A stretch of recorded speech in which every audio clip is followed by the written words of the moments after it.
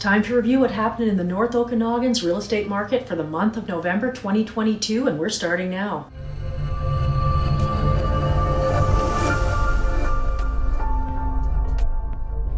I'm Lisa Salt with RE/MAX Vernon Salt Fowler with the latest information on Greater Vernon and the whole North Okanagan's real estate results. For more info on what's happening in the market or on Vernon in general, please make sure you subscribe to our channel and like this video, as we're posting new videos somewhat like this every single week. On this channel, we give you the straight goods on Vernon and the whole Okanagan Valley, our ultimate four seasons paradise. Whether you're moving in 9 days or 90 days, or just curious about the area that we call home, be sure to call, text, or email and just add salt. So let's have a look at the real estate stats for November. In fact, let's look at the last 3 months so that we can see the trend of what's happening. So total sales in September were 135 units sold, October were 140, and then November just came in at 107. Now you might think, no big deal, that's a seasonal slowdown, and certainly there is quite a bit of that involved here. However, when we look at last November, we do get a little bit more depressed because sales last November were 229. So that translates into experiencing a decrease of 53.28% year over year. However, let's put that into perspective. Let's look at September to November of 2021 by comparison to these past 3 months. September sales were 194, October 219, which already is weird. Sales going up in October versus September, like that never happens. Well, I guess almost never happens. Then to make things even weirder, November of 2021 sales were 229. Sales were actually increasing as we hit the winter market, which absolutely defies logic in the Okanagan. So I guess we could conclude that maybe now we are just in a bit more normal market and we're seeing normal results, where November sales are just less than October, which are in fact less than September. That's usually the way it happens anyways. Saying that, we're of course a bit disappointed in those results. It's kind of tough coming off the high results of 2021 to hit these kinds of numbers in 2022. However, it is what it is. Let's move on from that and look at the inventory. What's on the market right now? Total number of listings active on the market at month-end November were down slightly to 912. So let's look again at the last 3 months to see the trend in listing inventory.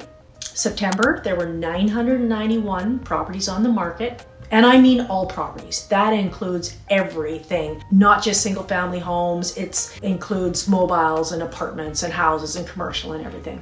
October, there was 976, and then November, 912. So that's also called normal. That is a seasonal decline of sellers saying, no, I'm not gonna list right now. I'm gonna wait until spring. And sellers saying, I'm gonna pull my house from the market right now because I don't want to move in the winter. Now, once again, let's compare that to last year just for fun. September 2021's total listings were 767, October 756, and November took a real dive to 650. Year over year, last year 650 properties on the market, this year 912 at the end of November. So an increase of 40.31%. And you can see that. All you have to do is drive around. Last year, if you drove around, all you saw was sold signs. This year, there are far more for sale signs and far fewer sold signs, all in line with what the statistics we just discussed are telling us. Now, let's talk about a balanced real estate market. Balanced real estate market is defined as absorption being in the 15 to 20% range.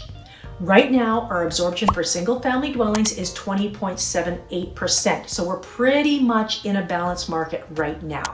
What we also know is that when we're in a balanced market, it does not last very long. It's always going to quickly tip in one direction or the other, and all the signs are that this direction is going to be to a buyer's market. Now buyers, as we talked about last month, there's now only one more opportunity for interest rates to go up in 2022, and that is on December 7th. All we can do right now is hope for the best, and in the meantime, you should ensure you're getting a rate locked in with a pre-approval with a mortgage broker. Usually a broker or bank will hold an interest rate for 60 to 90 days. So if you get your hat in the ring now and get your pre-approval in place, you get the benefit of that pre-approved rate if you buy in that 60 to 90 day period. And then if during that period the mortgage rates go down instead of up, you also get the benefit of that. So make sure to lock in that rate. Otherwise, if you buy in the next 60 to 90 and end up paying a higher rate, you will be choked at yourself. Sellers, the market just isn't what it used to be. The good old days, like 2 years ago. Now, the only problem is we're finding many sellers are still trying to hold on to the glory days, trying to price their homes higher than the market, expecting that the market is still going to catch up to their price. However, let's have a look at this graph.